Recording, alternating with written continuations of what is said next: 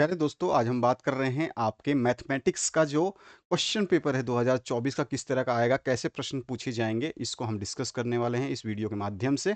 2024 की तैयारी चल रही है। इससे पहले मैंने आपको इंग्लिश और हिंदी विषय करवा दिया है कंप्लीट। अब हम देख रहे हैं गणित का विषय। तो चलिए देखते हैं इसमें किस तरह के प्रश्न रहेंगे और क्या-क्या उन प्रश्नों के उत्तर रहेंगे, ठीक है?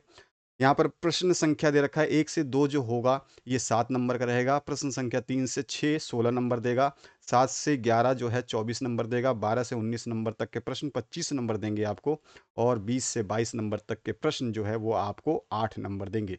कुल मिला के ये प्रश्न जो है ये हो जाएगा आपका 80 नंबर का जो पेपर होगा आपका 80 मार्क्स का, ठीक है? तो चलिए पहले क्वेश्चन से स्टार्ट करते हैं। यहाँ पे आपको जो क्वेश्चन पेपर मिलेगा उसी में आपको आंसर लिखने होंगे। रफ कार्य जो है आपको साइड में करना होगा। रफ कार्य इधर साइड में करोगे और यहाँ पे आप आंसर जो है लिख दोगे सही तरीके से, ठीक है?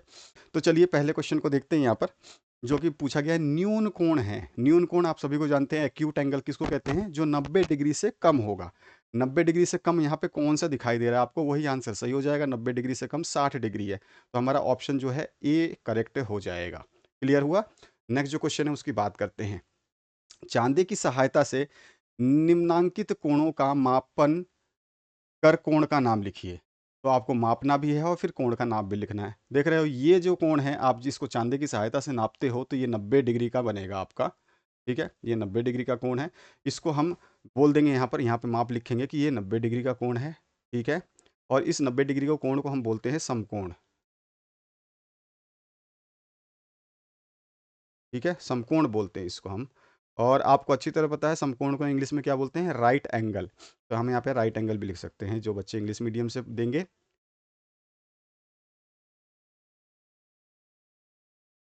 ठीक है, अब यहाँ पर दूसरा कोण देखिए यहाँ पर क्या बोला गया है। यहाँ पर ये कोण जो आप नापोगे पी क्यू बी जो लिखा है, ये एक्चुअली पी क्यू आर होना चाहिए। ये अब बी चिपक गया होगा, आर होगा ये। पी क्यू आर जो है ये कोण कितने डिग्री का होगा? तो इसको आप जब चांदे की सहायता से नापोगे तो ये 45 डिग्री निकलेगा आपका। ठीक है, तो 45 डिग्री का कोण जो है ये कौन सा? इसका माप हम लिख देंगे कि ये 45 डिग्री का कोण है। ठीक है, 45 डिग्री के कोण को हम न्यून कोण कहते हैं। अभी अभी मैंने बताया न्यून कोण जो है 90 डिग्री से कम होता है। तो इसको हम लिख देंगे न्यून कोण है। नाम क्या हो जाएगा? न्यून कोण। ठीक है, एक साथ भी लिख सकते हो, मिला के भी लिख सकते हो। और न्यून कोण को हम क्या बोलते हैं इंग्लिश में? Acute angle. ठीक है, तो ये हमारा इसका उत्तर हो गया। आपको जो हिंदी मीडियम के विद्यार्थी हो हिंदी में ही लिखेंगे, जो इंग्लिश मीडियम के विद्यार्थी हो इंग्लिश में ही लिखेंगे। ये ध्यान रखना है आपको।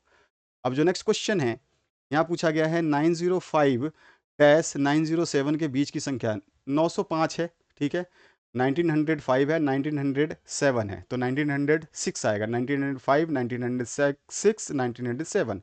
तो देखिए 1906 अपना ऑप्शन में है, तो हमारा ये ऑप्शन करेक्ट हो जाएगा। ठीक है, तो number between these two number क्या होंगे? हमारा 1906 नंबर हो जाएगा। इसके बाद आइए नेक्स्ट क्वेश्चन पे। नेक्स्ट जो क्वेश्चन है इसमें प्रश्न संख्या 4 बोल रहा है कि 3, 2, 0, 1, 5 एवं 5 अंकों का प्रयोग करके निम्न का उत्तर दीजिए। हमारे को संख्याएं जो दे रखी हैं वो दे रखी हैं 3, 2, 0, 1, 4, 5। ये सारी संख्याएं हमारे को दे रखी है। इन संख्याओं को प्रयोग करना है हमें और सबसे बड़ी संख्या बनाना है। सबसे बड़ी संख्या बनाते समय सबसे बड़ी संख्या जो है हम फर्स्ट में लिखेंगे। तो सबसे बड़ी संख्या इसमें कौन सी है? 5 है। ठीक है, 5 लिखेंगे। उसके बाद उससे छोटी संख्या, तो इससे छोटी संख्या 4 है, तो ये हो गया 4। उससे छोटी संख्या कौन सी है? उससे छोटी संख्या 3 है, लिख देंगे 3। उससे छोटी संख्या कौन सी है? 2 है। उसके बाद उससे छोटी संख्या 1 है और उसके बाद सबसे छोटी संख्या जो है 0 है। तो ये हमारी सबसे बड़ी संख्या बनेगी। तो हम यहाँ पे लिख देंगे सबसे बड़ी संख्या जो बनाएंगे उसका आंसर यहाँ पे लिखना है आपको। ठीक है, तो यहाँ पे हमारा आंसर हो जाएगा 5, 4, 3, 2, 1, 0। ये हमारा इसका आंसर हो गया। ठीक है, अब नेक्स्ट देखिए, सबसे छोटी संख्या बनाइए। अब सबसे छोटी संख्या बनाना है तो हम छोटा, जब जब बड़ी की बात करें तो बड़े बड़े को सबसे पहले लिखेंगे। अब छोटी की बात कर रहा है तो हम छोटी संख्या सबसे पहले लिखेंगे। इसमें सबसे छोटी संख्या कौन सी है? तो 0, तो हम लिखते हैं 0। उसके बाद अब जो है 0 से बड़ी संख्या, 0 से बड़ी क्या है 1, ठीक है, 1 से बड़ी क्या है फिर 2, और 2 से बड़ी क्या है फिर 3, और 3 से बड़ी क्या है फिर 4, और 4 से बड़ी क्या है 5। तो ये हमारे पास संख्या होगी 1 2 3 4 5, ठीक है। 0 तो हटा देंगे, 0 का कोई वैल्यू नहीं होती, चाहे तो आप लिख सकते हो, ठीक है। तो हमारे पास इसकी छोटी संख्या क्या आ गई 1 2 3 4 5, ये हमारा सबसे छोटी संख्या बनेगी। इससे छोटी संख्या आप इसमें से नहीं बना सकते हैं, ठीक है। अब जो नेक्स्ट क्वेश्चन है उसकी बात करते हैं, ठीक है। जो नेक्स्ट क्वेश्चन है उसकी बात करते हैं।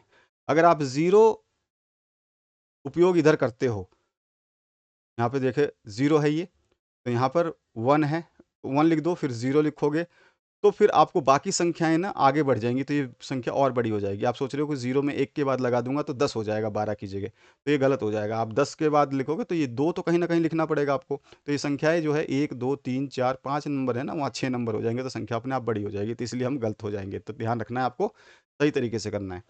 बनी हुई सबसे बड़ी और छोटी संख्या का अंतर आपको बताना है। तो जो हमने अभी अभी संख्याएं बनाई हैं, ये वाली और ये वाली, इसका डिफरेंस बताना है। तो दोनों को हम माइनस करके चेक कर लेंगे कि इसका डिफरेंस क्या है, ठीक है। तो हम यहाँ पे चेक कर लेते हैं साइड में। तो हमारा है 5 4 3 2 1 0, माइनस करेंगे हम इसमें से 1 2 3 4 5, ठीक है। ये 5 डिजिट है, यहाँ पे 6 डिजिट है। हमारा पहला संख्या है 0 1 2 3 4 5, ठीक है ना, यही नंबर था हमारे पास। चाहे तो आप यहाँ पे 0 लगा सकते हो, कोई इशू नहीं है, ठीक है। अब इसको माइनस कर दीजिए, जो आंसर आएगा वो हमारा थर्ड वाले का आंसर हो जाएगा। इसको माइनस कर लेते हैं, तो ये हो जाएगा 54 32 10। आपका 54 32 10 जो है, ठीक है, इसमें से आपको माइनस करना है 54 32, सॉरी, हाँ ठीक है, 54 ही है। तो 54 32 और 10 है ना। इसमें से आपको माइनस करना जो है वो करना है 12 3 4 5, 12 3 4 5। तो यहाँ पर जो आएगा देखो, माइनस कर लेते हैं, यहाँ से कैरी कर लें तो 10 बन जाएगा, 10 में से 5 गया 5 आया, ठीक है। यहाँ बचा 0 0, यहाँ पे भी इसको 10 बनाएंगे, 10 में से 4 गया, फिर यहाँ बचेगा 6। यहाँ पर आपका ये 2 बचा, यहाँ पे क्योंकि कैरी लेते जा रहे हैं हम, यहाँ 2 बचा, 2 में से 2 गया 0, ठीक है। 2 देखो, यहाँ पर 5, 10 में से 5 गया 5, ठीक है। उसके बाद यहाँ पर बचा 0, तो 0 को हमने 10 बनाया, तो ये 10 बना, 10 में से 4 गया तो 6। फिर यहाँ बचा था 1, 1 है यहाँ पर, ध्यान रखना 1 है, तो यहाँ से 1 में से तो 3 जाएगा नहीं, तो हम क्या करेंगे, इसमें से माइनस, इसमें से क्या लेंगे हम, एक कैरी करेंगे, तो ये 11 बन जाएगा। 11 माइनस 3 कितना हो जाएगा, 11 में से 3 गया तो 8 बच गया, ठीक है। अब यहाँ पर हमने यहाँ से कैरी ले लिया था, यहाँ पे 2 बचा था, 2 में से 2 गया तो 0, ठीक है। फिर यहाँ पे हमने कैरी लिया था तो बचा था 3, यहाँ पे 3 में से आपका देखो, हाँ 2 में से 2, यहाँ पे कैरी नहीं लिया था हमने, 2 बचा था, 2 में से 2 गया 0, 4 बचा, यहाँ पे 4 में से 1 गया 3, ठीक है। और ये 5 का 5 एज इट इज़ आ गया, ये हमारे पास डिफरेंस आ गया। तो हम यहाँ पे आंसर लिखेंगे, हमारा डिफरेंस जो है वो कितना आ जाएगा 5 3 0 8 6 5, ये हो गया हमारे पास इसका आंसर, ठीक है। आगे बढ़ते हैं नेक्स्ट क्वेश्चन की तरफ। ये सारा काम आपका रफ में चल रहा है, ये जो मैं साइड में लिख रहा हूँ ये रफ वर्क है, इधर आपको इस लाइन के इधर करना है, ये सारा का सारा रफ वर्क जो है इधर करना है आपको, ठीक है। मैं रफ वर्क इधर ही कर रहा हूँ, ठीक है। चाहे तो आप इसको काट देना बाद में, मैंने मतलब इधर करोगे तो काट देना बाद में, ऐसे करके काट देना जो भी वर्क करोगे, ठीक है। तो ये हो गया रफ वर्क। अब आ जाइए नेक्स्ट क्वेश्चन की तरफ। दिए गए चित्र में 3/4 और 1/2 भाग को छायांकित करिए।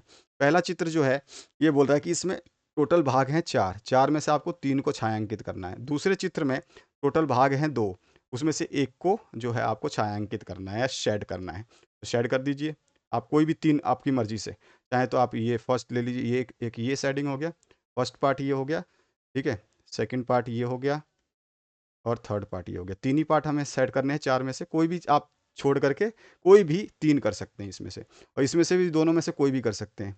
मैं इसको कर देता हूँ, चाहे तो आप राइट वाले को करो या लेफ्ट वाले को करो, बस हमारे को एक करना है। 2 भाग हैं, 2 में से 1 को करना है। यहाँ पे 4 भाग हैं, 4 में से 3 को करना है। तो ये आंसर हो गया। आगे आइए नेक्स्ट क्वेश्चन की तरफ। रिक्त स्थानों की पूर्ति कीजिए। अब यहाँ पे रिक्त स्थान पूर्ति करना है। देखो 3 इंटू 3 9 होता है, तो 1 इंटू 3 कितना होता है? 1 इंटू 3 हो जाएगा आपका 3। अब यहाँ पर देखिए 5, यहाँ पे 15 है, तो 5 में क्या मल्टीप्लाई किया होगा तो 15 आया होगा। 5 में मल्टीप्लाई किया होगा इसने 3 का, तो 15 आया है। तो 2 में भी 3 का मल्टीप्लाई करेंगे तो कितना आ जाएगा? 6 आ जाएगा। तो यहाँ पे आंसर आ जाएगा 6। नेक्स्ट जो क्वेश्चन है, अध्यापिका कक्षा में प्रत्येक छात्र को 2 टॉफियां देना चाहती हैं। मतलब एक छात्र को, एक स्टूडेंट को 2 टॉफियां देना चाहती है। यदि कक्षा में 18 छात्र हों तो अध्यापिका को कुल कितनी टॉफियां की आवश्यकता होगी? तो हम कहेंगे, यहाँ पर लिख देंगे, प्रत्येक प्रत्येक छात्र को दी जाने वाली टॉफियों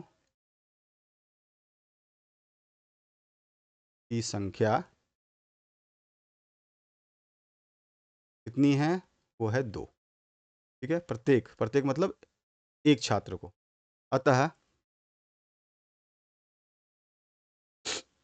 18 छात्र को दी जाने वाली टॉफियों की संख्या बराबर कितनी होगी?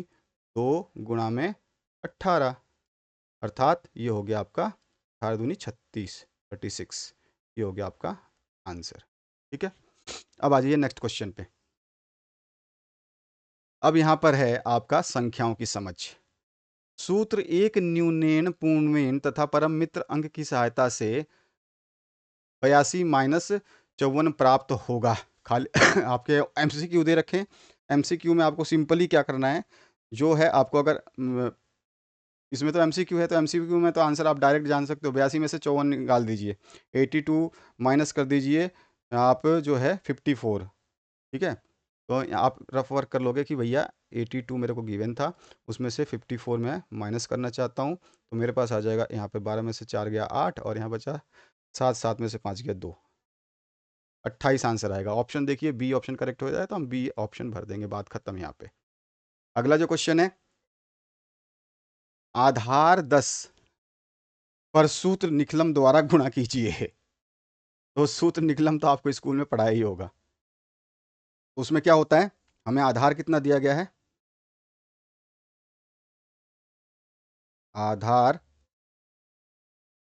बराबर है 10। ठीक है ना। अब आधार 10 है, हमें सूत्र निकलम का प्रयोग करना है। ठीक है, हम क्या करेंगे, हमें ये करना क्या है, हमें करना है 14 इंटू 11 को। हमें क्या करना है, एक तरफ तो आपको लिखना है 14 और उसके नीचे लिखना है 11। ठीक है, अब ठीक है, आधार 10 है, तो आपका यहाँ पर आप इस तरह से लाइन खींच दो। ठीक है, लाइन खींच दो। आधार 10 है, तो इसके बीच में जो है आपका, हम क्या निकाल लेते हैं, इसका डिफरेंस निकाल लेते हैं। 10 आधार है। ठीक है, तो हमारा जो है इसमें से कितना आ जाएगा आपका, 14 माइनस 10 बराबर कितना हो गया, +4 आया। और इसी तरह से 11 माइनस 10 इक्वल्स टू +1 आया। ठीक है, तो यहाँ पे हम लिख देंगे, यहाँ पे प्लस का 4 है हमारे 14 में से, क्योंकि आधार 10 लेना है, तो 4 हमारे पास प्लस का आ गया। माइनस कर लेते हैं, हमें पता ही है ना, निकाल लेते हैं इसका। और इसके बाद में 11 का +1 आ गया। ठीक है, अब हमको पता ही है कैसे गुणा करते हैं, कैसे भाग करते हैं। ठीक है, तो यहाँ पर हम जो है इसको नीचे इस डंडी को खींचेंगे। इस डंडी को खींचने के बाद में हमें एक स्लैश बना देना है इस तरह से, टेढ़ा डंडी। और टेढ़ा डंडी के बाद में क्या कहें, इसको और इसको मल्टीप्लाई करना है। 4 को और 1 को मल्टीप्लाई करना है। 4 और 1 मल्टीप्लाई करो कितना आएगा? 4 गुणा 1 4 ही होता है। ठीक है। अब देखो, चाहें तो आप ये 14 प्लस 1 करो तिरछे में, मतलब या तो आप इन दोनों को जोड़ो, ठीक है, या फिर आप जो है इन दोनों को जोड़ो, बराबर ही आएगा। 14 अगर 1 जोड़ते हो तो 15 ही बनता है, और 11 और 4 जोड़ते हो तो भी 15 ही बनता है। तो किसी को भी जोड़ोगे तो आपको 15 ही मिलने वाला है। तो आप किसी को भी कर लीजिए। तो यहाँ पे हम जो है इन दोनों का किसी का भी एक का जोड़ लिख देंगे। तो 14 प्लस 1 15 लिखिए, या फिर 11 प्लस 4 15 लिखिए। तो यहाँ पे 15 आ गया, ठीक है ना। अगर ये 15 आ गया तो बस हम यहाँ पे 15 लिख देंगे। तो यहाँ हो गया आपका 15। तो ये हमारे पास संख्या कितनी आ गई? थोड़ा सा इसको ऊपर कर लेते हैं, क्योंकि ये नीचे हमें थोड़ा सा और लिखना पड़ेगा। अब यहाँ पर जो है 15 लिखना है मेरे को। तो ये 15। अब यहाँ पे अगर दो संख्याएं रहती, क्योंकि यहाँ पे 0 1 है, तो यहाँ पे इस तरफ एक ही डिजिट होती है हमेशा। स्कूल में सिखाया होगा आपको, आधार में जितने 0 होते हैं उतनी हमारे स्लैश के राइट साइड में जो है, इस राइट साइड में जिधर 4 लिखा है इस डैश के इधर साइड में एक ही संख्या होनी चाहिए, क्योंकि इधर एक 0 है, यहाँ पर एक 0 है आधार में, तो इधर भी एक ही संख्या होनी चाहिए। अगर यहाँ पे दो संख्या होती तो उसको कैरी करके इसमें जोड़ देते। वहाँ यहाँ से अगर मान लो ये 14 होता तो 14 में से इधर एक जोड़ देते 15 में, तो यहाँ पे 4 ही बचता। तो हमें ये ध्यान रखना है कि हमें जोड़ देना है अगर बोलता है इस तरह से तो, ठीक है। तो ये हो गया आपका 154। आप गुणा करके देख लेना, 154 ही आंसर आएगा। तो ये हो गया हमारे पास में इसका आंसर, ठीक है। यहाँ पर आप लिख दोगे आंसर। क्लियर। आगे बढ़ते हैं नेक्स्ट क्वेश्चन पे। एक पैकेट में 200 पेन आते हैं, तो ऐसे 40 पैकेट में कितने पेन आएंगे? बहुत ही आसान सा क्वेश्चन है। एक पैकेट में पेनों की संख्या बराबर कितनी है? 200 पेन आते हैं, ठीक है। इसलिए ऐसे, इसलिए अतः लिख दो, ठीक है। इसलिए जो है 40 पैकेट में पेनों की संख्या बराबर होगा 200 इंटू 40। मल्टीप्लाई करोगे तो कितना आ जाएगा? 4 दूनी 8, 8000 पेन, ठीक है। ये हो गया इसका आंसर। आगे बढ़ते हैं नेक्स्ट क्वेश्चन पे। रूपा ने 15 कापियाँ 150 रुपये में खरीदी, तो बताइए एक कापी का मूल्य क्या होगा? तो यहाँ पे हम देंगे क्या, यहाँ पे लिखेंगे 15 कापियों का कुल मूल्य बराबर कितना दिया हुआ है? 150 रुपये। 150 रुपये, इसलिए हमें एक कॉपी का बताना है। इसलिए एक कॉपी का मूल्य, हम जानते हैं कि जब भी एक चीज़ का मूल्य निकाला जाता है तो हम भाग दे देते हैं। तो 150 बटे में 15 कॉपियाँ 150 रुपये की थी, तो एक कॉपी कितने की आ जाएगी? काट दो। काटना तो आपको आता है, नहीं आता है तो डिवाइड करना सीख जाओगे, तो उससे अच्छा हो जाएगा। 15 कम 15, 15 कम 15, एक से कट गया एक ही बार में 15 से, तो बचा क्या? एक और ज़ीरो, तो यानी कि 10 हमारा जो है यहाँ पे आंसर हो जाएगा, 10 रुपये। ये क्या हो गया हमारा आंसर। अगला जो प्रश्न है उसकी बात करते हैं। इसमें बोला गया आपसे, वह सबसे बड़ी संख्या ज्ञात कीजिए जिसका 12, 36 और 72 में पूरा पूरा भाग जाता हो। तो हम क्या करते हैं, इसमें एलसीएम ले लेते हैं एक एक संख्या का अलग अलग। पहले 12 का ले लेते हैं। पहले 12 को डिवाइड करके देखिए, तो 12 को 2 से करूँगा तो 12 दूनी, हम रफ में कर लेंगे इसको, ठीक है। यहाँ पे केवल आंसर लिख देंगे। इधर रफ में करके दिखा देता हूँ। देखो, सबसे पहले हम 12 को कर रहे हैं, पहले 2 से डिवाइड कर लेते हैं, तो 2 छिक 12, फिर 2 से करेंगे तो 2 तियाँ 6, फिर 3 से करेंगे 3 एकम 3, ये तो हो गया। तो 12 का लिख लेते हैं। 12 बराबर क्या है, 12 का क्या है, 2 × 2 × 3। तो हम लिख देंगे 12 बराबर 2 × 2 × 3। ठीक है, मैं इस संख्या को थोड़ा इधर लिख रहा हूँ क्योंकि यहाँ पे नीचे क्वेश्चन है और हमारे को इस संख्या को थोड़ा सा लेना पड़ेगा इधर उधर। ठीक है,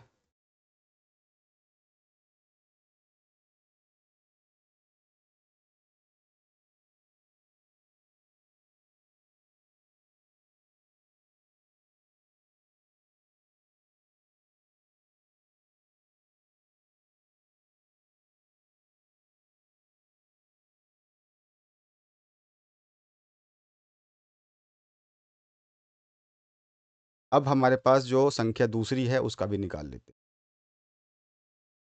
दूसरी संख्या क्या है, ये 12 का निकाल लिया, 2 × 2 × 3। अब हमारे पास 12 के बाद 36 है, 36 का भी निकाल लीजिए। तो 36 का क्या हो जाएगा, 36 को निकालते हैं, 2 से भाग दे दीजिए। तो 2 से कितनी बार में जाएगा, ये जाएगा आपका 18 बार में, है ना। 18 दूनी 36। या फिर आपको पता ही है, 2 एकम 2, एक बचा 16 बन गया, 2 × 8 = 16। फिर 2 से करेंगे तो 2 × 9 = 18। फिर आपका 3 से जाएगा, तो 3 से जाएगा तो कितना हो जाएगा आपका, 3×3 = 9। फिर 3 से एक बार में ख़त्म। अब यहाँ पे हमारे पास 36 का लिख लेंगे। यहाँ पे लिखते हैं हम 36 बराबर क्या लिखेंगे, तो 2 × 2 × 3 × 3, यही है ना, 2 × 2 × 3 × 3। एक को तो लिखते नहीं है हम। उसके बाद 72, 72 बराबर भरेंगे हम। अब 72 का कर लेते हैं, 72 का यहाँ नीचे कर लेते हैं। तो 72 लिखा हमने। अब 2 से करते हैं, तो 2×3 = 6 और 2×6 = 12, 36। फिर 2 से जाएगा 18 बार में, फिर 2 से जाएगा 9 बार में, फिर 3 से जाएगा 3 बार में, फिर 3 से जाएगा 1 बार में। यही हो गया। तो 2 × 2 × 2 × 3 × 3। इसको लिख लेते हैं, 2 × 2 × 2 × 3 × 3। ठीक है, ये हमारे पास इसका एलसीएम हमने निकाल लिया। अब इन संख्याओं में से जो सब में कॉमन है उनको हम ले लेंगे। ठीक है, बस इतना ही, उससे आंसर आ जाएगा। यहाँ पे देखोगे, अगर मैं ध्यान दूँ दिलाऊँ आपको, तो देखो इसमें भी 2 है, इसमें भी 2 है, इसमें भी 2 है। तो मेरे को यहाँ पर ये वाला एक जोड़ा 2 मिल रहा है।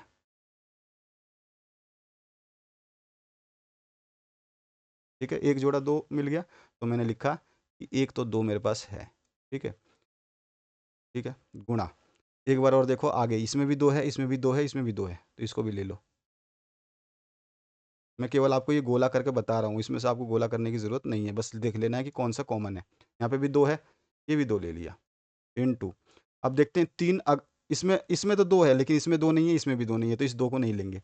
इसमें देखिए, इसमें 3 है, इसमें 3 है, इसमें 3 है, यानी कि तीनों में 3-3 हमको कॉमन दिखाई दे रहा है। तो जो तीनों में मिलेगा ना, उसी को लेना है हमें, तभी हमारे को यहाँ पे जो ग्रेटेस्ट फैक्टर है वो मिल जाएगा। तो 3 3 3 3 सभी में, तो 3 सब में से एक बार ले लिया। अब देखो, ऊपर वाले में 3 ले लिया, अब कुछ नहीं बचा। नीचे वाले में एक 3 बचा है, ऊपर वाले में सबसे नीचे वाले में भी एक 3 बचा है, लेकिन हम लेंगे नहीं क्योंकि ऊपर वाले में 3 नहीं है। जो तीनों में है वही चीज़ हमने लिया है, आपने समझ लिया यहाँ पे। जो तीनों में है वही चीज़ हमें लेना है। तो तीनों में 2 एक बार मिला, फिर 2 एक बार और मिला, फिर 3 एक बार मिला, बस इतना ही लिखा है। तो हमारा जो इसका क्या निकलेगा, ग्रेटेस्ट कॉमन फैक्टर जो निकलेगा, ग्रेटेस्ट नंबर जो निकलेगी, वो कितना निकलेगा, 2 × 2, 2×2 = 4, 4 × 3 कितना होता है, 12। तो 12 वो नंबर है। ठीक है, 12 वो नंबर है जो, यहाँ पे हम ये ऐसे ज़रूर करेंगे, और फिर इसके बाद में आप इसको नीचे लिख दोगे। यहाँ पे ये जो संख्या भी मैंने ऊपर लिखी है ना, यहाँ पे नीचे लिख दोगे, ये आंसर हो जाएगा। चाहे इधर भी लिख दोगे तो आंसर हो जाएगा, बस आंसर ज़रूर लिखना, उत्तर ज़रूर लिखना हिंदी में, तो आपका आंसर एग्जामिनर सही कर देगा। क्लियर हो गया आपको। तो जब भी ऐसा क्वेश्चन आए, जब ग्रेटेस्ट पूछेगा, तो आपको तीनों में कॉमन देखना है, तीनों में जो चीज़ मिलेगी उसको लिखते जाना है, गुणा करते जाना है। तो ये 12 नंबर ऐसा है जो सबको डिवाइड करेगा। 12 में 12 का भाग जाएगा, 36 में भी 12 का भाग जाता है, और 72 में भी 12 का भाग जाता है।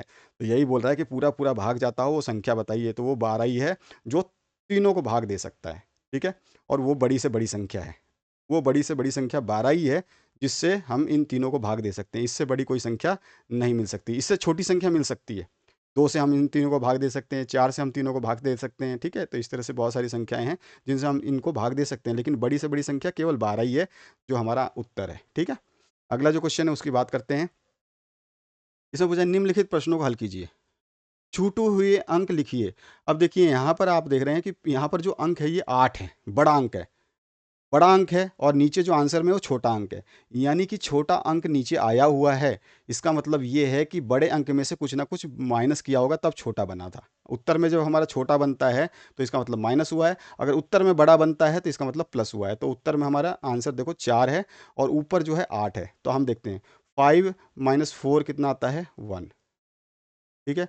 अब यहाँ पे देखना है क्या माइनस करें कि 7 आ जाए, कौन सी संख्या में से 2 माइनस करें। तो हम 9 में से अगर 2 माइनस करते हैं तो 7 आ जाएगा। इस तरह से 8 में से क्या माइनस करें कि 4 आ जाए, तो 8 में से अगर मैं 4 माइनस करूं तो 4 आ जाएगा। तो ये हमारे डिजिट्स हो गए आंसर में, ठीक है। तो ये हो गया हमारा आंसर। नेक्स्ट जो क्वेश्चन है उसकी बात करते हैं। यहाँ पर दिया गया है 43 24 32 और 173 का योग, यानी इस तीनों को जोड़ना है। तो तीनों को जोड़ लीजिए, लिख लीजिए इस संख्याओं को।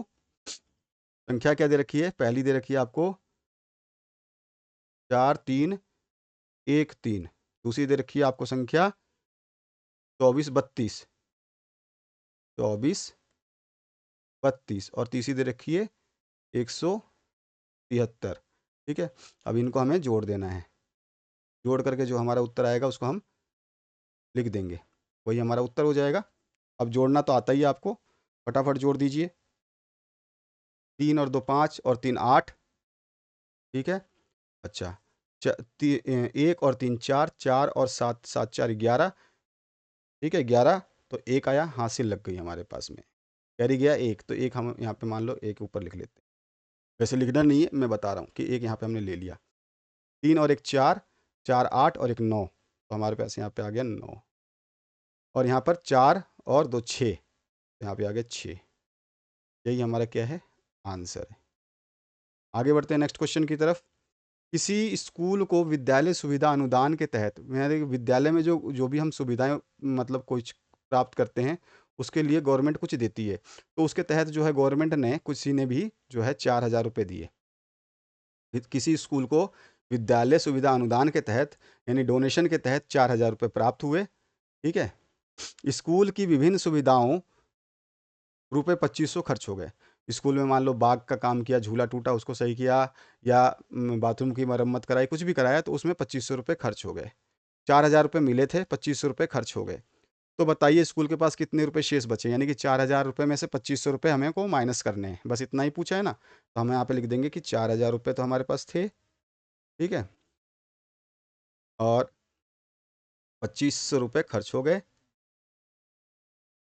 तो शेष जो बचा, वो शेष कितना बचा हमारे पास में, वो हमें यहाँ पे आंसर में लिखना है। तो हमारे पास शेष जो बचा है, 0 का 0 आ गया यहाँ पे, ये भी 0 का 0 आ गया, माइनस कर रहे हैं हम। और यहाँ पे आपका 10 में से 5 गया 5, यहाँ बचा 3, 3 में से 2 गया 1, 1,500 रुपये बच गए। ये हमारे पास इसका आंसर आ गया। नेक्स्ट जो क्वेश्चन है उसकी बात करते हैं।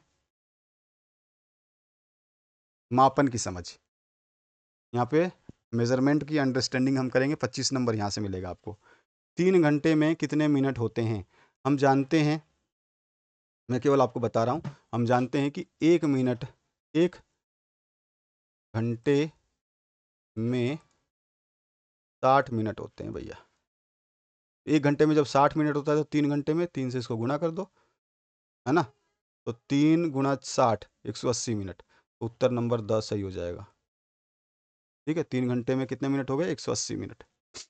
अगला है 1 लीटर 500 मिलीलीटर मापने के लिए कोई दुकानदार निम्न में से किस माप का उपयोग करेगा, 1 लीटर का, या 800 मिलीलीटर का, या 1 लीटर 500 मिलीलीटर का। बिल्कुल सही है यही सा ऑप्शन, क्योंकि 1 लीटर 500 ही मिलीमीटर नापना है, तो हमारे पास 1 लीटर 500 मिलीमीटर का ऑप्शन है, तो हमारा सा ऑप्शन करेक्ट हो जाएगा।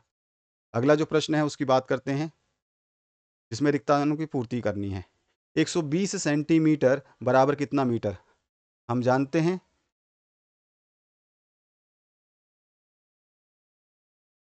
कि 100 सेंटीमीटर बराबर होता है 1 मीटर। 100 सेंटीमीटर में 1 मीटर होता है, ठीक है ना। तो 120 सेंटीमीटर में कितने मीटर होंगे, तो 120 बटे में 100, ठीक है ना। डिवाइड करेंगे तो 0 से 0 कट गया, तो बचा क्या, 12/10। 10 से आप इस डिवाइड करोगे तो जीरो के एक ही जीरो है, तो एक जीरो के बाद यहाँ पॉइंट लग जाएगा। आप डिवाइड करके देखना 1.2 मीटर हो जाएगा। तो हमारे पास आंसर आ जाएगा 120 मीटर बराबर 1.2 मीटर, ठीक है। 120 सेंटीमीटर बराबर 1.2 मीटर।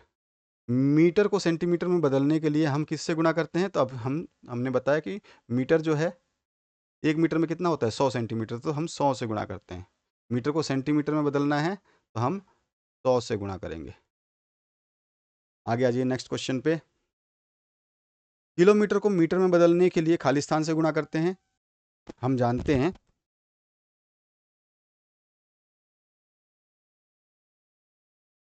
कि 1 किलोमीटर बराबर होता है 1000 मीटर। तो आप सोच सकते हो कि 1 किलोमीटर में 1000 मीटर होता है, तो किलोमीटर को मीटर में बदलने के लिए हमें किससे गुणा करना पड़ेगा, 1000 से, ठीक है।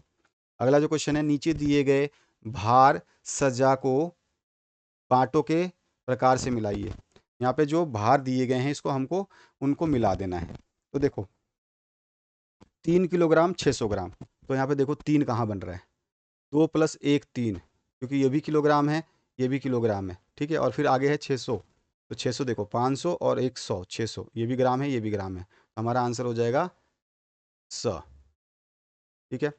7 किलोग्राम और 500 ग्राम, पहले 7 देखो 7 कहाँ बन रहा है, 5 + 2 7, क्योंकि 5 किलोग्राम है ये भी 2 किलोग्राम है, 5 किलोग्राम और 2 किलोग्राम जुड़ जाएगा तो 7 किलोग्राम, साथ में है 500 ग्राम, यहाँ पे भी 500 ग्राम, तो हमारा उत्तर हो गया ये वाला।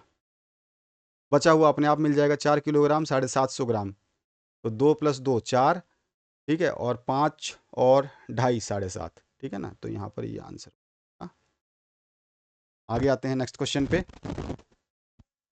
दूध डेयरी कोटा से हेमा ने 8 लीटर दूध 40 रुपये 25 पैसे प्रति लीटर की दर से, 3 किलोग्राम दही 60 रुपये प्रति किलोग्राम की दर से, और 8 किलोग्राम घी 450 रुपये प्रति किलोग्राम की दर से, और 5 लीटर छाछ 20 रुपये 75 पैसे की दर से बिल नंबर जो है 428 द्वारा दिनांक 18/01/2024 को खरीदा। उपयुक्त सामग्री का बिल बनाना है। हमारे को बिल का फॉर्मेट पता है, हम बिल बना देंगे, ठीक है। बिल का फॉर्मेट जानते ही हैं आप, इस तरह से अपना एक डब्बा बनता है जिसमें बिल का फॉर्मेट हम बनाने वाले हैं, ठीक है। इसमें आपका एक जो ये डब्बा बन रहा है तो ध्यान से देख लेना, क्योंकि आपको स्कूल में सिखाया होगा, ठीक है। इस तरह का ये डब्बा बनता है आपका, है ना। इस डब्बे में सबसे ऊपर हम क्या क्या लिखते हैं, आपको अच्छी तरह से याद होगा। यहाँ पे लिखते हैं बिल नंबर, ठीक है। यहाँ लिखते हैं हम बिल नंबर। बिल नंबर हमारे को देख क्या रखा है, देखो ये बिल नंबर है ना, बिल नंबर 428, यहाँ पे लिख देंगे बिल नंबर 428, ठीक है। अच्छा, ऊपर जो है इस बिल के जस्ट ऊपर लिखते हैं बिल, ध्यान रखना इसको, बिल या फिर स्लैश करके कैश, कैश, ठीक है। और आगे लिखते हैं मेमो, ठीक है। ये फॉर्मेट होता है बिल का, बिल या कैश मेमो। जो हम दुकान से कहीं बिल लोगे तो ऐसा ही लिखा हुआ आता है। बिल नंबर 428 हमको दिया हुआ है। बिल और कैश मेमो हमेशा लिखना है, जब भी बिल बनाना हो तो ये ऊपर लिखा रहता है, ठीक है। ये हमारा फॉर्मेट है। आगे क्या है, कहाँ से लिया है, बीच में जो यहाँ पे इस डब्बे में ऊपर वाले डब्बे में जो आएगा वो हमारा जो एड्रेस दिया है उसका आएगा, दूध डेयरी कोटा, ठीक है। तो हम यहाँ पे लिख देंगे दूध डेयरी कोटा, ठीक है, दूध डेयरी कोटा। अब आगे नाम किसका है, से किसने लिया है, हेमा ने लिया है। तो यहाँ पे हेमा का बस और कुछ नहीं लिखा है। हेमा का पता होता तो हेमा का पता भी लिख देते हैं, लेकिन हम यहाँ पे लिखते हैं नाम व पता। बिल के नीचे आता है नाम व पता, नाम व पता। ठीक है, नाम व पता में हम लिख देंगे, जैसे कि यहाँ पे केवल हेमा लिखा है तो हम हेमा लिखेंगे। ठीक है, पता होता तो हेमा कोमा और उसका जो है एड्रेस लिख देते आगे, जो भी है। ठीक है, अगर हेमा का एड्रेस दिया होता, छोड़ दो। अब नीचे वाले डब्बे में आ जाओ, यहाँ तक ये इसका काम खत्म। अच्छा, दिनांक भी दिया होगा इसमें, दिनांक ये रहा। इधर हमारा जो साइड में आता है, यहाँ पर इस जगह पे आता है दिनांक। ठीक है, दिनांक कितना है, तो दिनांक दिया गया है 18/1/2024। जैसे लिखा है वैसे लिखना है, 18/1 डैश लिखा है ना, डैश 18/1/2024। ठीक है, अंदर ही इस डब्बे के अंदर ही रहेगा। जो चीज़ यहाँ पे लिखे जैसा डेट वैसा ही डेट लिख देना वहाँ पे। अगला जो डब्बा है अब नीचे, अब यहाँ पे एक और डब्बा छोटा सा बनेगा। उस डब्बे में हमारे को बताना होगा कि क्या क्या लिखते हैं। तो हम एक और डब्बा बना लेते हैं इस तरह से।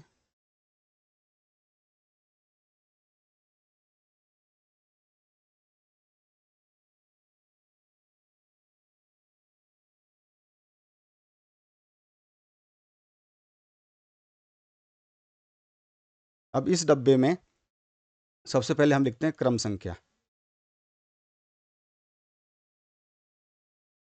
क्रम संख्या। आप इसको शॉर्ट फॉर्म में लिख सकते हो, जैसे मैं लिख रहा हूँ, अभी बता रहा हूँ आपको कैसे शॉर्ट लिखते हैं।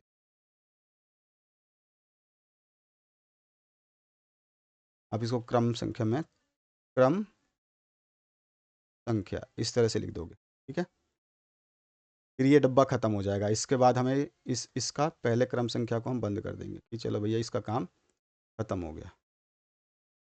क्रम संख्या का डब्बा बन गया, ये रहा। अब दूसरा जो हमारा लिखना होता है क्रम संख्या के बाद में, जो दूसरी चीज़ आती है, सामग्री नाम या नाम सामग्री। ठीक है, सामग्री नाम या नाम सामग्री, आपकी मर्जी है। नाम सामग्री लिखो, नाम सामग्री। ठीक है, ये डब्बा बन गया। अब इसमें जो है हम कौन कौन सी चीज़ें लेते हैं उसको लिखते हैं। तो ये भी हमारा डब्बा क्लोज कर देते हैं, इसको ही बना करके। ये हमारा एक और डब्बा बन गया। नाम सामग्री के बाद जो अगला लेते हैं उसमें लेते हैं हम मात्रा। ठीक है, तो यहाँ पे हमारे पास आता है मात्रा, मतलब कितनी चीज़ लेंगे, 1 किलो 2 किलो 4 किलो, वो लिखेंगे मात्रा में। फिर इस डब्बे को बंद कर देंगे।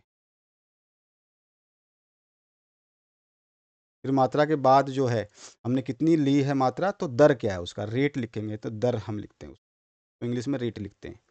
तो यहाँ पे हम दर लिख देंगे। दर वाले डब्बे को भी बंद कर देंगे। अगला जो डब्बा होगा जो बचा हुआ है, यहाँ पे क्या लिखेंगे हम, यहाँ पे लिखेंगे मूल्य। ये दर है, यहाँ पे आ जाएगा मूल्य। ठीक है, ये हमारे पास इतना बन गया। अब यहाँ पे सबसे पहले सब चीज़ें लिख लेते हैं, फिर नीचे क्या लिखना है वो सब चीज़ें बाद में बताऊँगा। अच्छा, हमारे पास कितनी चीज़ें हैं देखो, 8 लीटर दूध। तो सबसे पहले दूध लिख लेते हैं। ठीक है, ध्यान रखना है, मैं आपको बता रहा हूँ, ऐसे ही लिखना, आप बिल्कुल चेंज मत करना। यहाँ पे हमारा जो क्रम संख्या एक में क्या है, एक हम लिख रहे हैं दूध। ठीक है, दूध हो गया। उसके बाद हम लिख रहे हैं दही। दूसरा हमने लिया है दही। ठीक है, दही हो गया। दही के बाद में घी। तीसरा हम ले रहे हैं घी। ठीक है, इसके बाद और क्या लेंगे हम, जो अगला चूज दिया है, छाछ भी दिया है भाई। ठीक है, तो छाछ ले लो चौथा नंबर पे। यहाँ पे चौथा नंबर हम लिख लेते हैं, यहाँ ले लेते हैं हम छाछ। ठीक है, तो ये सारे के सारे,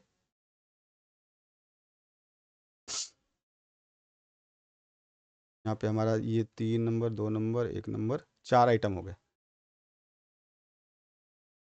और कुछ है नहीं है, 4 ही आइटम है, तो 4 आइटम में लिख लिया। अब दूध की मात्रा कितनी है, तो दूध की देखो, हेमा ने 8 लीटर दूध, कितना है 8 लीटर, तो मात्रा में यहाँ पे 8 लीटर लिखेंगे, 8 लीटर, ऐसे शॉर्ट फॉर्म में लिख सकते हो। फिर आगे क्या है, दही कितना है 3 किलोग्राम, दही 3 किलोग्राम, इग्रा लिखते हैं इसको शॉर्ट फॉर्म में। घी 2 किलोग्राम, यहाँ पे लिखेंगे 2 किलोग्राम, ठीक है। उसके बाद छाछ जो है लीटर में है, कितना है 5 लीटर, ठीक है, ये सारा लिख दिया। अब दर देखते हैं, दर क्या देखिए, 8 लीटर दूध जो लिया था, दूध की 8 लीटर कितना है 40 रुपये 25 पैसे, ठीक है, 40 रुपये 25 पैसे, तो यहाँ पे लिखेंगे 40 रुपये 25 पैसे, 40.25, ठीक है, इस तरह से करते हुए। अच्छा एक चीज़, इस थोड़ा डब्बे को बढ़ा देते हैं क्योंकि डब्बा छोटा लग रहा है।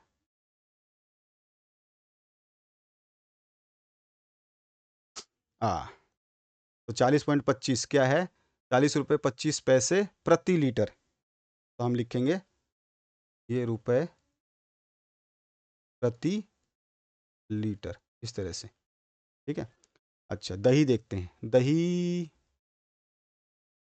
3 किलोग्राम दही 60 रुपये प्रति किलोग्राम, 60 रुपये प्रति किलोग्राम, इस तरह से। अच्छा तीसरा है घी, 450 रुपये प्रति किलोग्राम, 450 रुपये प्रति किलोग्राम।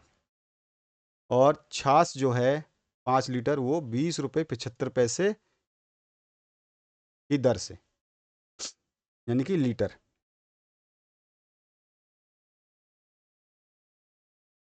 नहीं, इसने देखो 5 लीटर छाछ, 20 रुपये 75 पैसे की दर से, मतलब इसमें आपका जो है लीटर नहीं दिया है, तो ये हमारे को लीटर पीटर कुछ नहीं लिखना है, तो यहाँ पे लिखना है हमारे को 20 रुपये 75 पैसे, बस इतना रुपए, क्योंकि इसमें आगे लीटर देता तो लीटर लिख देते हैं, कि यहाँ पे देखो किलोग्राम की दर से, यहाँ पे किलोग्राम की दर से, यहाँ प्रति लीटर की दर से, ठीक है। यहाँ पर आपका कोई भी लीटर प्रति लीटर किलोग्राम कुछ भी नहीं है, तो नहीं लिखेंगे, ठीक है, हो गया। अब बस यहाँ पर जो मात्रा है उसको इस दर से मल्टीप्लाई कर देंगे, मूल्य आ जाएगा, ठीक है ना, मूल्य आ जाएगा, तो मात्रा को मल्टीप्लाई करो फटाफट, 8 को 40.25 से मल्टीप्लाई करो, तो मूल्य आ जाएगा, 8 को 40.25 से मल्टीप्लाई करो, मूल्य आ जाएगा। कर दिया आपने मल्टीप्लाई, कितना आया, 8 को 40.25 से मल्टीप्लाई करना है। हम्म,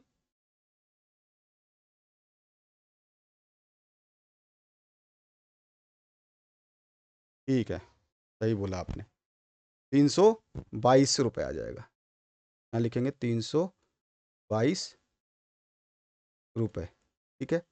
अगला जो है 3 को 60 से मल्टीप्लाई करो, कर दिया, 180 रुपये, ठीक है।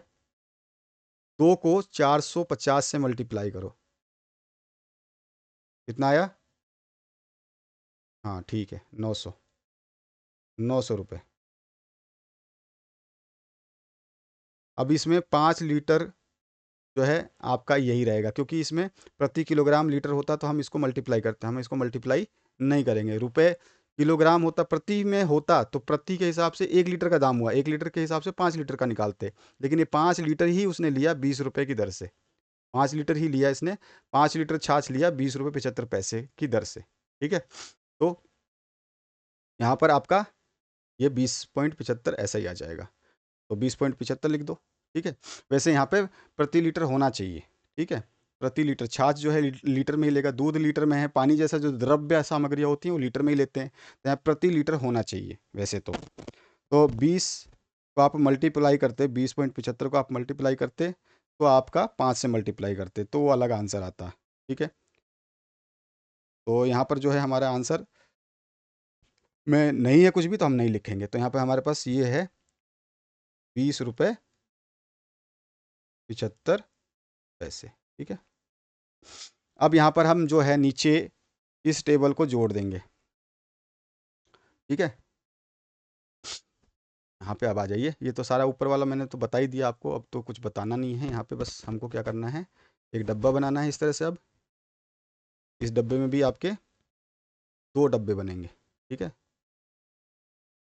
इस तरह से।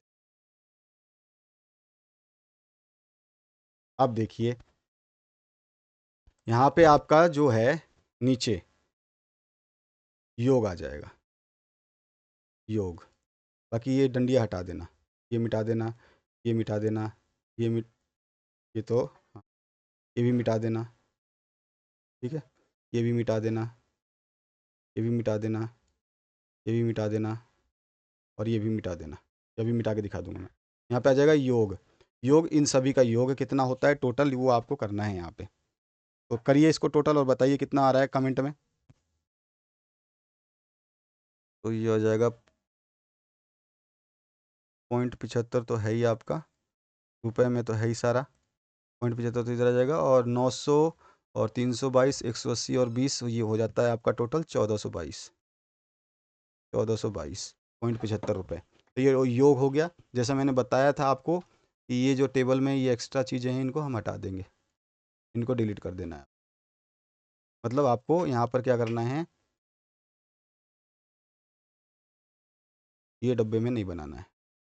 नीचे जो बिल बनता है उसमें ये डब्बे यहाँ पे नहीं रहते।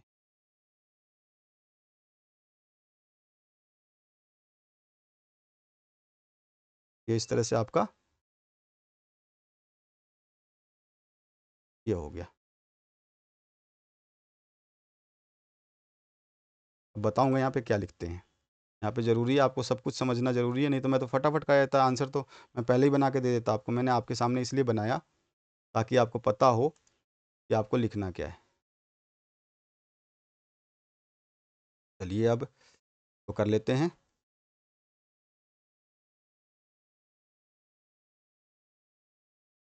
ये पूरी की पूरी लाइन ऐसे रहेगी। ठीक है, अब जो है इसके नीचे क्या लिख, यहाँ पे क्या आएगा, यहाँ पे जो आपने ये 1422.75 रुपये लिखा है, ये मूल्य ये रुपए में लिखना होता है यहाँ पे।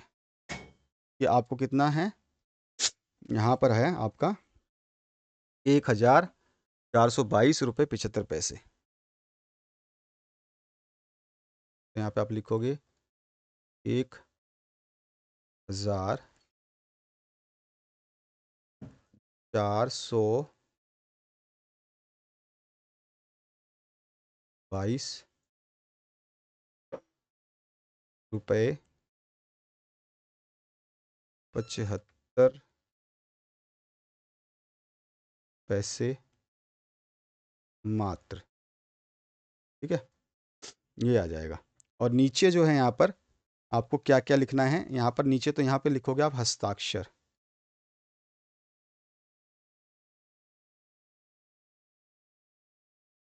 और इधर लिखोगे, ध्यान रखना, पहला आप लिखोगे पॉइंट डाल के यहाँ पर भूल चूक लेनी देनी।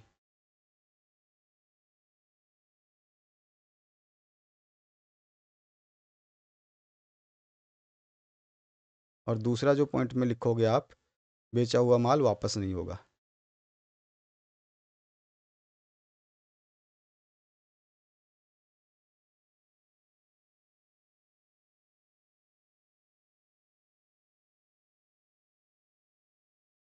ठीक है, अब ये हो गया आपका पूरा का पूरा तैयार।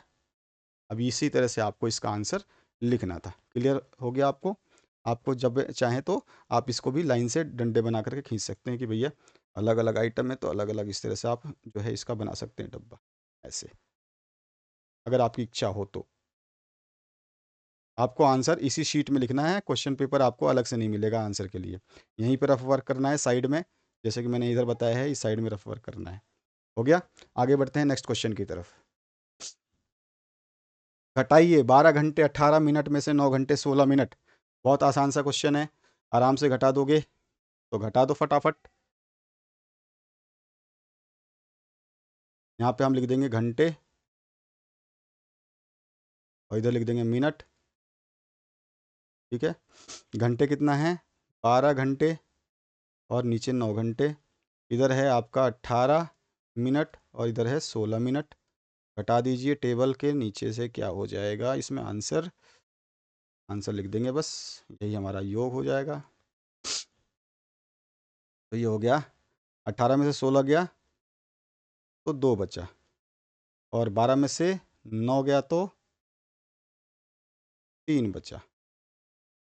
ठीक है, तो हम लिख देंगे 3 घंटे 2 मिनट उत्तर।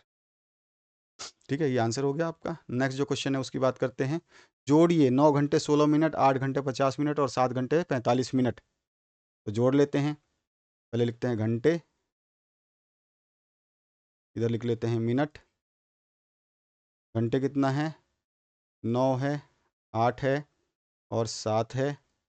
मिनट कितना है, इसमें पहले में 16 है, दूसरे वाला 50 है और तीसरे वाले में 45 है। जोड़ेंगे तो कितना हो जाएगा, बस जोड़ना ही तो है हमें। 16 और 45 और 16 और 45 और 50, 6 और 5 11। ठीक है, पहले तो इसको अलग से आप देख लो, इधर 16 50 और 45, क्योंकि 60 से ऊपर हो रहा है इसीलिए हमें जोड़ना पड़ेगा इधर। तो ये कितना हो जाता है आप देख सकते हो यहाँ पे, टोटल कितना हो जाएगा, 16 50 और 45 को जोड़ दीजिए, कितना आ जाता है आपका, यहाँ पर एक आ गया और 5 4 9 और एक 10 और यहाँ से एक हासिल गया था 11, 111। 111 है, 111 क्या है, ये मिनट है। तो हम जानते हैं कि 60 मिनट में 1 घंटा हो जाता है। ठीक है, तो इसमें से 60 घटा दीजिए, 60 घटाएंगे तो कितना मिनट बचेगा देखते हैं। इसमें से माइनस करना है आपको 60, क्योंकि 60 को हम उधर ले जाएंगे। तो यहाँ पे बचता है 60 घटाने पे इसमें से 51 बचता है। तो हम यहाँ पे लिखेंगे 51। ठीक है, यहाँ पे लिखेंगे 51। क्यों, ध्यान रखना है थोड़ा सा, क्योंकि 16 मिनट है फिर 50 मिनट है, 16 और 50 तो आपके 66 हो गए। तो 60 मिनट में तो 1 घंटा ही होता है, तो 1 घंटा तो बन ही गया पहले ही। तो हम पहले इधर देखते हैं कि भैया ये 60 से ऊपर जा रहा है। जब ये 60 से ऊपर जा रहा है, तो जब 60 से ऊपर चला जाए तो उसमें से 60 घटा दो, 60 से ऊपर जाने पे 60 घटा दो, जो उत्तर आएगा उसको यहाँ लिख दो। बाकी बचा हुआ जो ये 60 जो हमने घटाया था वो आगे जोड़ेंगे 1 घंटे के रूप में, क्योंकि 60 मिनट में क्या होता है, 1 घंटा। तो 1 घंटा इधर जोड़ देंगे। तो अभी आप 9, ठीक है 9, और इधर भी 9 हो गया, क्योंकि एक जोड़ोगे तो 9 9 18 और 7 कितने हो गए, 18 और 7 25। ठीक है ना, तो ये टोटल 25 हो गया। 9 और 8 17, 17 और 7 24 और एक 25, यहाँ पे आ गया 25। तो हमारा उत्तर क्या हो जाएगा, 25 घंटे और यहाँ पे आ गया 51 मिनट, हो गया उत्तर। ठीक है, तो इस तरह से हमारा उत्तर हो जाएगा। आगे बढ़ते हैं नेक्स्ट क्वेश्चन की तरफ। अनु बाजार से 2 किलोग्राम गोभी, 3 किलोग्राम ककड़ी, 3 किलोग्राम 700 ग्राम आलू, 2 किलोग्राम 500 ग्राम भिंडी खरीदती है। उसकी थैली में निम्न भार ज्ञात करें। आलू और भिंडी का कुल भार। तो आलू और भिंडी का कुल भार देख लेते हैं। आलू कितना है, 3 किलो 700 ग्राम। तो 3, यहाँ पे लिखते हैं केजी, यहाँ पे लिखते हैं ग्राम। ठीक है, 3 केजी 700 ग्राम। अच्छा, और क्या जोड़ना है, आलू के साथ भिंडी। भिंडी है 2 किलो 500 ग्राम, 2 किलो 500 ग्राम। अब इसको भी देखो, 700 और 500 कितना हो गया, ये 7 5 1200 ग्राम हो गया। जैसे ये 1000 ग्राम से, क्योंकि 1000 ग्राम में जो है, 1000 ग्राम में आपका 1 kg हो जाता है। तो यहाँ पर 1 kg से ज़्यादा जा रहा है तो 1000 ग्राम में इसमें से घटा देंगे, कितना बचेगा 200। यहाँ लिखेंगे हम इसके नीचे, ये हो गया 200, ठीक है, यहाँ पर 200, 7 और 5 12 2, ठीक है ना। एक हासिल आगे कर देंगे, क्यों? क्योंकि 1000 ग्राम तो इसमें से घटा दिया, तो जो 1000 ग्राम हमने इसमें से हटाया है वो आगे जोड़ने के लिए हटाया है। तो यहाँ पे एक जोड़ देंगे तो 3 और 2 5, और 1 ग्राम जो है यहाँ से हमने हटाया था तो वो हो गया 6। तो ये हो गया आपका 6 kg 200 ग्राम। तो सबसे पहले क्वेश्चन का आंसर हो जाएगा आलू और भिंडी का कुल भार बराबर होगा 6 किलोग्राम 200 ग्राम, ठीक है। दूसरे का उत्तर हम जो है लिख सकते हैं, यहाँ पे आपको करके लिखना है उत्तर, जैसे मैंने ऊपर अभी अभी करके बताया था, ऐसे ये करके आपको यहाँ पे करना है, फिर उत्तर लिखना है। सबसे कम भार वाली सब्जी कौन सी है, तो वो तो मैं देख लूँगा यहाँ पर। सबसे कम भार किसकी है? 2 किलो 500 ग्राम है, ये 2 किलो, केवल 2 किलो गोभी है। तो सबसे कम भार वाली सब्जी गोभी है। और सबसे अधिक भार वाली सब्जी कौन सी है? सबसे अधिक भार किसका है? 3 किलोग्राम 700 ग्राम आलू का, क्योंकि ये भी 3 किलोग्राम ककड़ी तो है, लेकिन 3 किलोग्राम से ये 700 ग्राम और ज़्यादा है, तो आलू आंसर आ जाएगा, आलू है, ठीक है। तो ये आंसर आप नीचे लिख दोगे। आ जाओ नीचे, निम्नलिखित प्रश्नों को हल कीजिए। एक आयताकार मैदान की लंबाई जो है 20 मीटर है और चौड़ाई 30 मीटर है, तो इस मैदान का क्षेत्रफल ज्ञात कीजिए। तो हम लिख देंगे आयताकार मैदान की लंबाई बराबर 20 मीटर। आयताकार मैदान की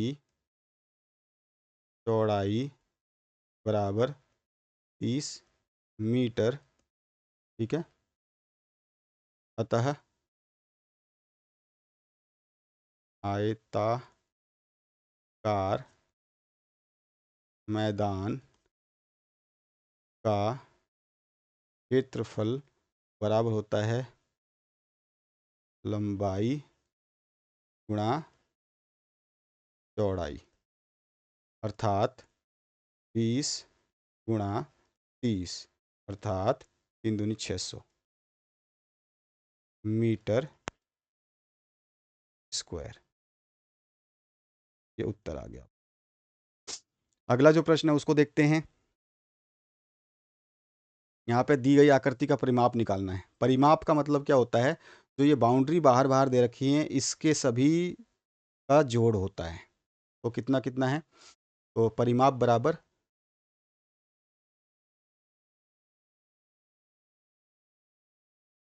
कितना है आपका? ये 5 सेंटीमीटर, पहले ये लेते हैं 5 सेंटीमीटर, मैंने 5 सेंटीमीटर प्लस ये 2 centimetre, 2 centimetre plus 5 centimetre, 5 centimetre plus फिर से 5 सेंटीमीटर, 5 सेंटीमीटर प्लस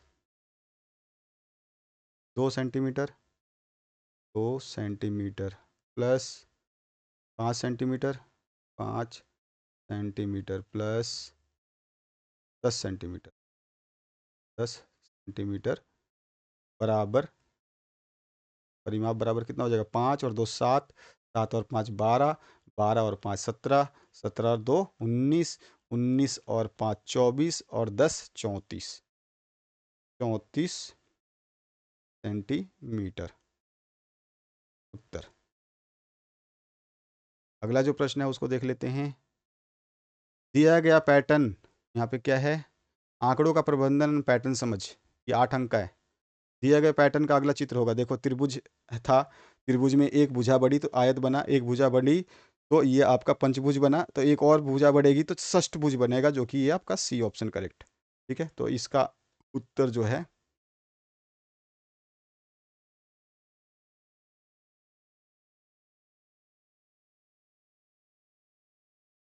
समझ में आ गया ना। देखो यहाँ पे ट्राइंगल में 3 साइड थी, आगे आके एक साइड बढ़ गई, 4 साइड हो गई। इससे आगे वाले में 5 साइड हो गई, ठीक है। इससे आगे वाले में 6 साइड हो गई, ठीक है। अगला जो क्वेश्चन है उसकी बात करते हैं। यहाँ पे सी ऑप्शन भर देंगे।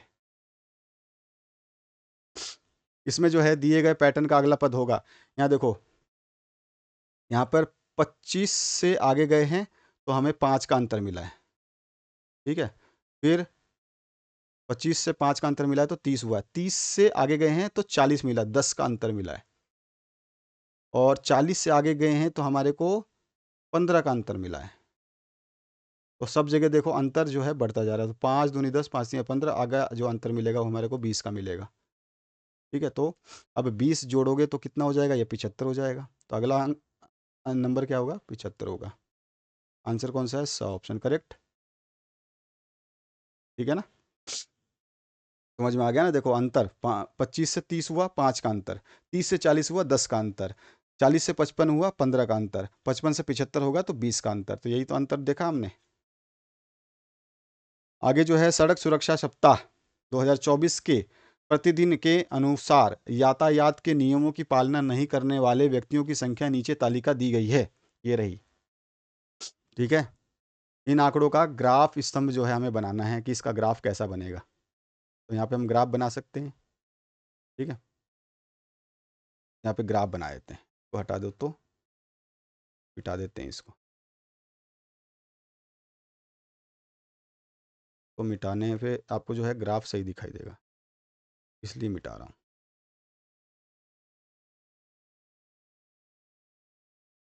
अब देखो ग्राफ बना लेते हैं। ग्राफ तो आपने कई बार बनाया होगा मेरे हिसाब से। मुझे विश्वास है कि आपको सभी को ग्राफ बनाना आता होगा।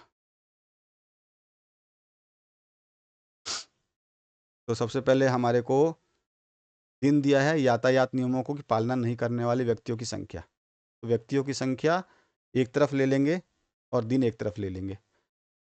तो इस तरह का आपका ये बन जाता है, आपको तो पता ही होगा।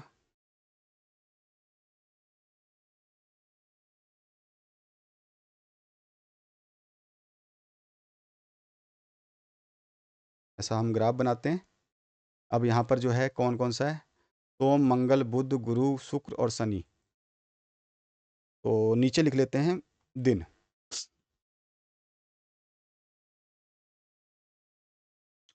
नीचे लिख लेते हैं दिन।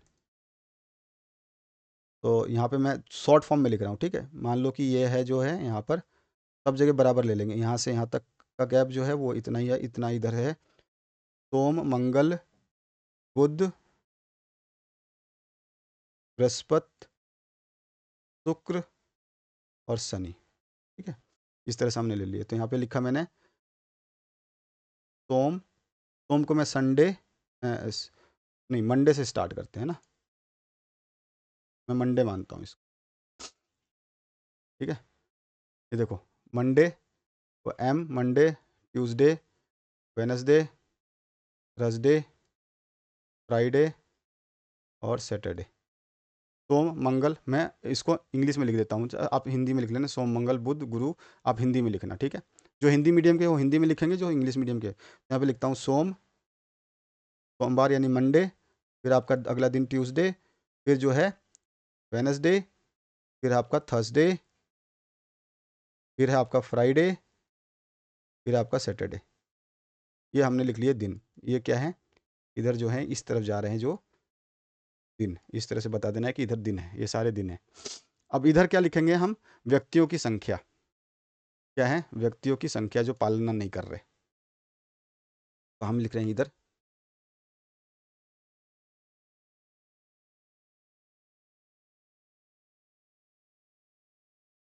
व्यक्तियों की संख्या, ठीक है।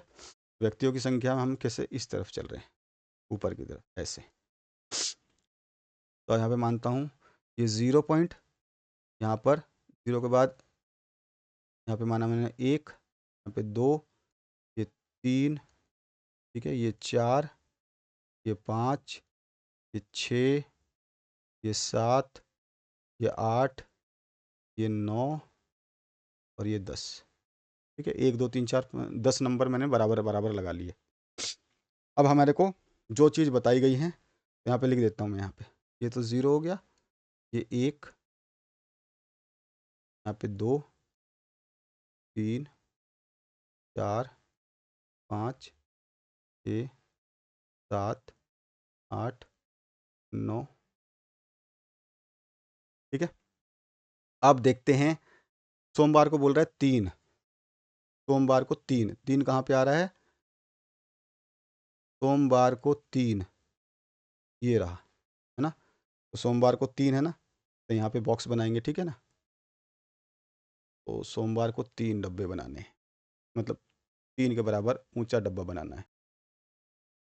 तो यहाँ पे 3 है ना, 3 के ऊंचाई के बराबर सोमवार को डब्बे बनाए, तो ये हो गया सोमवार का डब्बा, 3 के ऊंचाई के बराबर। अच्छा, अब बोल रहा है ये मंगलवार को 5, मंगलवार को डब्बा बनाना है 5 तक, ये है 5। मंगलवार को जो डब्बा बनाया हमने, बनाया 5 तक, देखो 5 है ना, लाइन जहाँ पे 5 पॉइंट है वहाँ तक बनाया। फिर बुधवार को बोल रहा है 7, बुधवार को 7 तक का बनाना है, बुधवार है 7, ये रहा 7, ये हो गया बुधवार 7।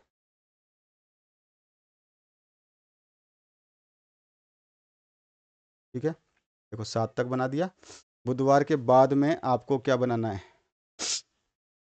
बुधवार के बाद में बनाना है आपको 10 दिन। कौन सा दिन 10 दिन है ये आपका गुरुवार को 10 ये रहा, तो 10 के हिसाब से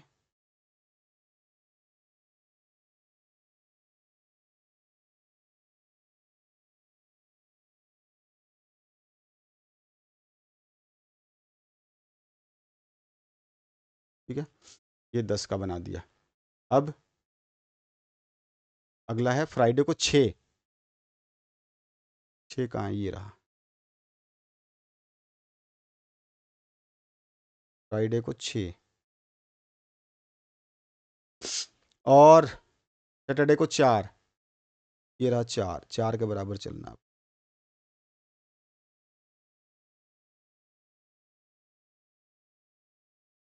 ये बन गया आपका चित्र। आप देख लो कोई सा भी अगर आप मिलाना चाहो तो सारे बराबर किए हैं। देखो पहले दिन 3 था, तो देखो यहाँ से ये पूरी लाइन देखो 3 पे मिल रही है, सही है ना? डब्बा बराबर है 3 के बराबर। मैं केवल मिला के दिखा रहा हूँ आपको, मिलाना नहीं है आपको। अच्छा, फिर देखो ट्यूसडे मंगलवार को 5 है, तो देखो ये डब्बा 5 के बराबर है, जहाँ पे पॉइंट मैंने 5 बनाया है वहीं पर बना है। ठीक है, इस तरह से आप देखो। अगला डब्बा है वेनसडे को 7 तारीख तक का, 7 उसका, ये 7 तक का बना हुआ है, थोड़ा सा ऊपर नीचे है, कोई बात नहीं, हम कर सकते हैं इसको ऊपर नीचे। तो ये लो, बन गया 7 पे। ठीक है, 7 बन गया। अब अगला जो है 10, तो देखो यहाँ पे 10 है ना, ये देखो बिल्कुल 10 पे जा रहा है, ये बराबर बराबर सीधी सीधी लाइन है, आपको दिखाई दे रही है। और अगला जो है 6 पे है, 6 देखो ये रहा, और 6 देखो ये रहा, सही है। इस तरह से अगला जो है 4 पे है, तो अगला 4 पे है, देखो दिख गया ना? ये मैंने अंदाजे से देखो बनाया फिर भी, लेकिन सही बन गया। तो ये सारे डब्बे सही बने हैं। तो चलो हटाओ इन डब्बों को, ये लाइनों को, ताकि हमारा जो ग्राफ इस तरह से बनाना था जैसा, वैसा ही रहे। हो गया, तो ये ग्राफ हो गया हमारे पास। इसमें हमने बता दिया इधर दिन है, इधर व्यक्तियों की संख्या, ये व्यक्तियों की संख्या लिख दी हमने। ठीक है, 0 व्यक्ति से स्टार्ट किया, 1 2 3 4 से लेकर 10 तक गए। हम जरूरत होता तो 11 12 13 तक भी जा सकते थे, लंबी लाइन, इस लाइन को और भी ऊंचा खींच सकते थे इस तरह से। ठीक है, अच्छा हमको ये बता देना है कि ये भैया ये वाई अक्ष है और ये एक्स अक्ष है, ये ज़रूर बताना है। ठीक है, हो गया सही। तो इस तरह से हमारे को करना होता है। यहाँ पे सोमवार लिख दोगे, यहाँ पे मंगलवार लिख दोगे, टेढ़ा करके अपना, आपके पास तो क्वेश्चन पेपर होगा, उसको टेढ़ा कर लोगे तो लिख दोगे। तो ये हो गया आपका क्वेश्चन पेपर का ये वाला आंसर। आगे आते हैं। विद्यालय में स्वच्छता का ध्यान रखते हुए साबुन का उपयोग किया जाता है। यदि एक साबुन 6 दिन चलता है, तो विद्यालय में लाए गए 6 साबुन का उपयोग कितने दिनों तक होता है? हम कहेंगे एक साबुन